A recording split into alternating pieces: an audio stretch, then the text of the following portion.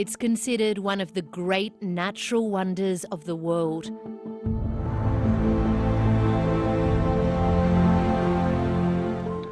And is a deeply sacred place for Australia's indigenous Anangu people, one of the oldest civilizations on Earth. This rock means everything to Anangu. Uluru, also known as Ayers Rock, a sandstone monolith in the heart of Northern Territory's Red Centre, dates back more than 500 million years. Tourists from all over the world visit the site every year. For decades, there's been a bitter row over the controversial practice of climbing the rock. Have you guys heard that the Aboriginal people don't want people to climb? Yes, I do, and I understand that, but I'm going to do it anyway. Yeah. There are signs here at the base of the climb clearly saying, please don't climb.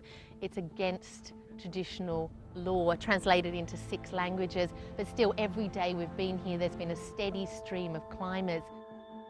Indigenous communities have long campaigned for the behaviour, which they consider deeply offensive, to end.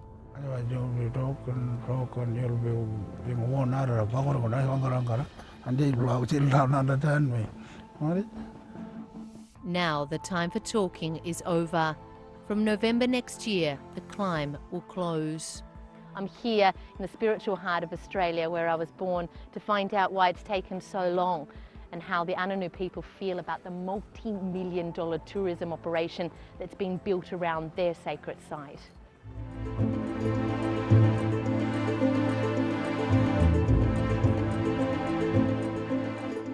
Uluru is steeped in ancient stories about the creation time. The Anangu people believe that in the beginning, the world was unformed and featureless. From this void, ancestral beings emerged and travelled across the land, creating all living species. Uluru is the physical evidence of feats performed during the creation period.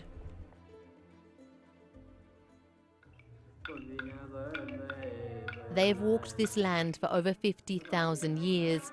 The Anangu believe they are the direct descendants of the ancestral beings that created Uluru and are responsible for the protection of these ancestral lands. Well, ladies and gentlemen, this is the Pamela Taylor Show. Pamela Taylor is one of the rock's traditional owners, a painter and holder of the ancient sacred stories that are enshrined in it. Rock's got a lot of stories. Some of them I can't tell you. Too sacred. What happened? I'll be in trouble. Individual stories passed down orally as precious inheritance through families. Some shared with outsiders like me in the hope that they will understand their significance. Pamela's family holds the story of Longkata, a greedy and dishonest blue-tongued lizard ancestral being who came to Uluru from the north and stole meat from the emu and went back up to his cave. Making that, he was asleep. But when they called out, they were getting real angry. All right. Then they made a little fire. It went right up and burned, blocked him. Fell down. He's somewhere around there. That's how we tell the kids not to go around to somebody's house and stealing it, because he'll get punishment like that Lungkara. This one is Uluru. The foundation of Anangu life and society is known as Chukuba, a huge word that encompasses many things. It's religion and culture, but it's also law, with clear punishments for breaking it, explains Auntie Alison, another Western Desert elder. Well, everything's taught privately through the elders. Like I've sat down as a kid learning and listening with my elders. So you can have that and pass that to your girls. And through that process of listening to your elders, hearing those stories, do you get a sense of what's right and what's wrong? Yes, yes, all that is taught to us. The protocol, what's right and what's wrong, and how to behave, how to respect other people over the boundaries, over here, over there, over there. We get taught all that to respect other people's country and chukurpa.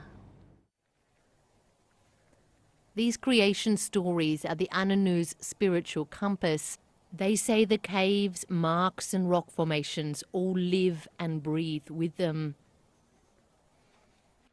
Senior traditional owner Sammy Wilson's family holds the story of Kunia, the Woma python woman at Uluru.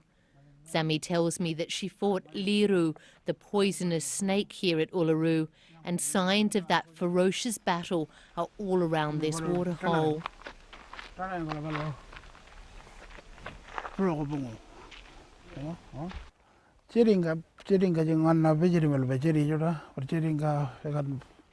Park middle of the city sama jun ko be sama yale yor that e bor jamal 5 match block yung tachu bajal be able to read nganam tachu eridi chukuri ja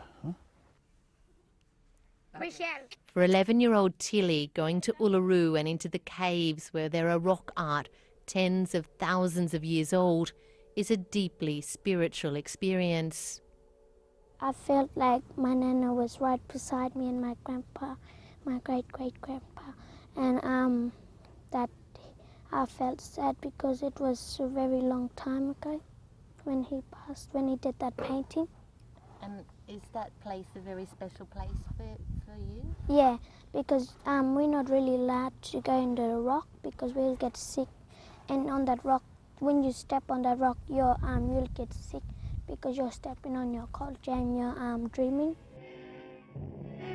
The big climb became the white Australian's sacred duty. Stepping on the dreaming is what hundreds of thousands of tourists around the world have done. You know, where they climb up with their hard shoes on, scraping it up little bit. And it's like a road going up it. It wasn't supposed to be like that. When the first known white Australian explorers came to the area in 1873, they named the rock Ayers Rock, after the Premier of South Australia, Henry Ayers. Ayers arrived in Australia with his wife Anne Potts from England in 1840. He gained wealth and power through mining before entering politics. Over the next 3 decades in Parliament, he exercised significant influence over the shaping of modern Australia. This is the goal. Ayers Rock looms up like a giant mound from 10 miles away. By the 1950s, increasing numbers of non-Indigenous Australians were flocking to Ayers Rock. The radio mast goes up to confound the spirits of the primitive men who've made the rock for untold ages the focal point of their legends and ceremonials. And the Anangu people were displaced. Native stockmen. They mightn't look it, but they're nearly civilized. Almost like a rite of passage. They have heard from their parents and often their parents' parents that you have to come out here and climb. And Australians like to conquer things, and I think that's probably one of the reasons. But it's not just Australians. We get a lot of Europeans, a lot of people from Asia particularly that do want to climb. Many of the climbers I meet at the base of the rock have come to do it before it closes. It's always been my dream and we finally made it. Yeah, I like to do challenges. We'll see how far we get in the morning. Have you guys heard that the Aboriginal people don't want people to climb? Yes, I do. And I understand that. But I'm going to do it anyway. Yeah. Because this will be the last chance. Because they're closing it off next year. And next year I'll be too old. So you don't feel at all kind of uneasy about that if they say that this is like a sacred site for them, like climbing Notre Dame or a sacred church? I hadn't thought of that aspect of it. No, No. no, me neither, no. I think we need to work with them and understand their culture and things like that. And in years to come, they might change their mind and say, all right, let's open it again or something like that. Or they might open it for a certain period of a time each year or something like that. I came here with some girlfriends specifically to climb it before they closed it. We just wanted to get the full experience of Uluru. And you know why the climb's closing, don't you? That the Anangu people don't like it. They feel like it's trampling on one of their sacred sites. Did you not feel it all bad doing it? I did, and after climbing, I'm glad that I climbed it and had the opportunity to climb it, but I respect why they don't want people to climb it, because it's very sacred and very important to them. So when you were climbing, you didn't feel at all sort of bad? I did. There was parts of me that did, but the experience of wanting to get the full experience of the rock, I suppose, push that aside to, I don't know, get the overall experience. It wasn't until 1985 that the Anangu people, after being recognised as traditional owners, were presented with the freehold title deeds for the Uluru National Park area. In 2011, the Indigenous Land Council bought the Ayers Rock Resort with a promise to employ and train Aboriginal people for jobs in the tourism sector.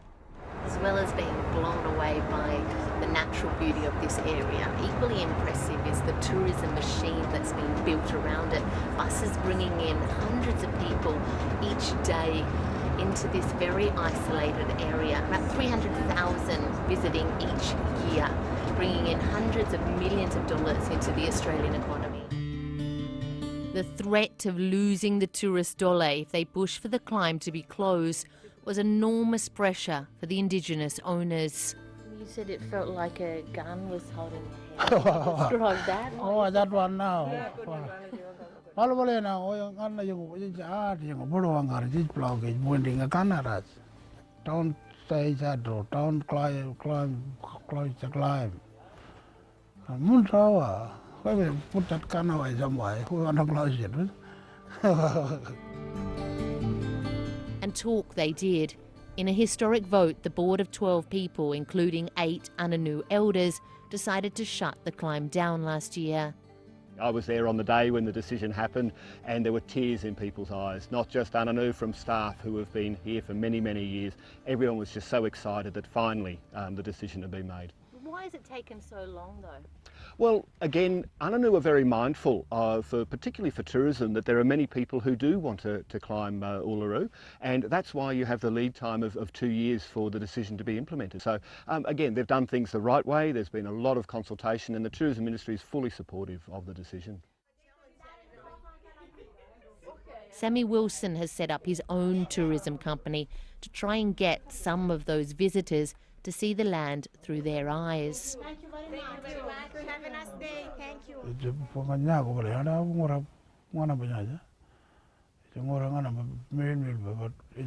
Learn.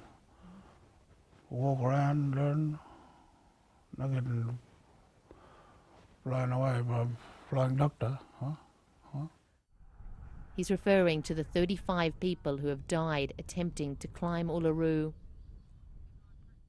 We actually say to people, it's the equivalent of you clambering over Notre Dame. Once you explain it that way, people are horrified and they realise. But if you say it's culturally significant and it's really important to traditional owners, that doesn't resonate. When we actually explain what you've done is sacrilege, they're taken aback and they understand. Later in the day, Pamela, who's planning to climb Uluru in the morning, catches up with me at a different part of the rock, and she's very keen to talk again. My true reason for climbing is my ego, because I've just turned 70. I've got 2 replacement knees, and I want to see if I can challenge myself to get as far as I can. And you've been thinking about that since we saw you last. And I have been thinking about that since I saw you last, and yes. It's the ego. It's the ego, definitely ego. Almost 200 years since the British invasion, Australia remains the only Commonwealth country to have never signed a treaty with its Indigenous people. Last year, around 300 Indigenous leaders came together at Uluru, demanding real legal and political recognition and power as the First Nation people of Australia. It is important to us, you know. It is important, and governments and people should respect and recognise that we are the first people of the land. And I work for my black government. They are the teachers. We have doctors and lawyers and anthropologists and nurses and everything in our system, in our customary system.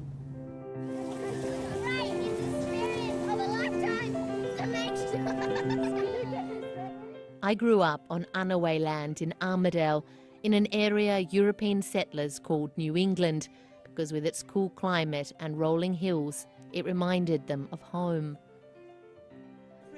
Oh, right. Where's the ham? But my family on my father's side were amongst the first settlers to come from Europe to South Australia. What do you think, Rebecca? You like prawns? Yes. Yes.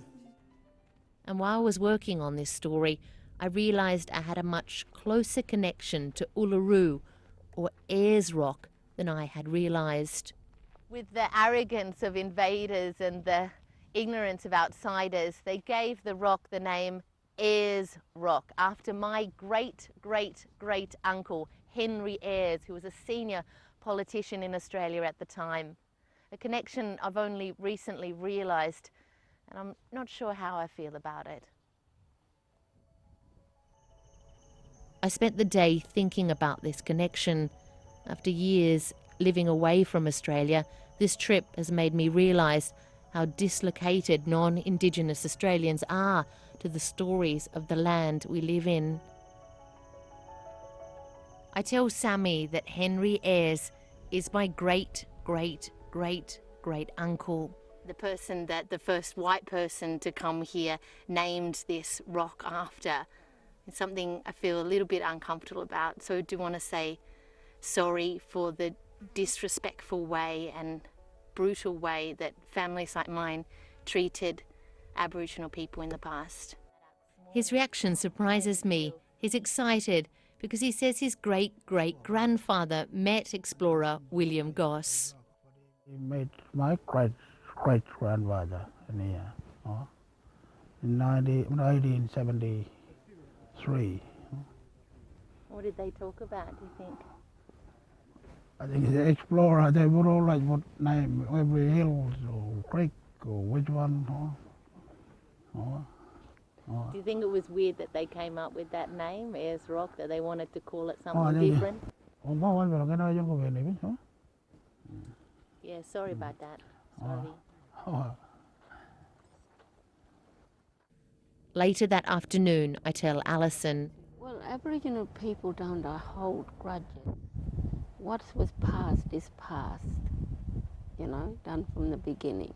But now we are looking at going forward and teaching non-Indigenous people the respect and that, and develop that understanding and that trust about what happened rather than living in the past. So they're all about coming together, interacting, you know, showing the dance. I speak 5 languages and English is my 5th. With Alison's language skills, she works as a bridge between the elders, the government and the tourism operators.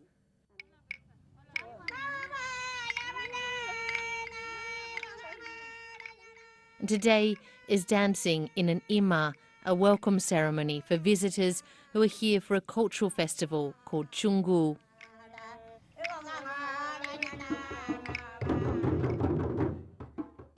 On stage is Tilly with her all-female schoolgirls drumming group at Weme.